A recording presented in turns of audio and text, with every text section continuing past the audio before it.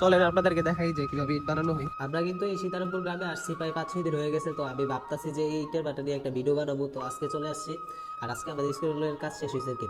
আর এই দিকে দেখতেই পারতেছেন একজন এটা মাটি দিতেছে আর কত সুন্দরভাবে ইট বানাইতেছেন। দেখতে যতই সহজ হোক না, কিন্তু এই কাজটা কিন্তু অনেক কষ্টের। কারণ আমরা এখানে সামনাসামনি দেখতেছি, আর আমি স্কুল থেকে কিন্তু প্রায় সময় তাকায় থাকি যে কিভাবে তারা কাজ করে। এখানে কিন্তু দেখতে পারতেছেন আপনারা যে অনেক সহজে ইট বানিয়ে ফেলতেছে, কিন্তু ইট বানানো মোটেও সহজ না, অনেক কষ্টের কাজ। তারা রেগুলার করে বিদায় অভ্যস্ত আর কি। তো চলেন একজনের কাছ থেকে জেনে নেই যে কিভাবে তারা এখানে কাজ করে, আর কত শ্রেণীর লোক আছে, কি কি কাজ করে। চলেন আমি আপনাদেরকে দেখাই যে এনারা হচ্ছে এখানে কাজ করে, তাদের থেকে আমি এখন জানবো যে কিভাবে কাজ করে দেয়। ভাই আপনারা একটু বলেন। ভাই আমরা কাম তো বিরাট কষ্ট ভাই। এই যে আমরা সকালে মনে করো আজানের আগে উঠি, যেমন আজানের আগে উঠতে ফসল হইতে হইতে আমরা কাম ধরে লাগে। একবার করে মনে করুন সন্ধ্যা 6টা লাগা রেজাকারি, এমন ভাবে আমরা কাম করি। আমরা কাম অনেক কষ্ট ভাই।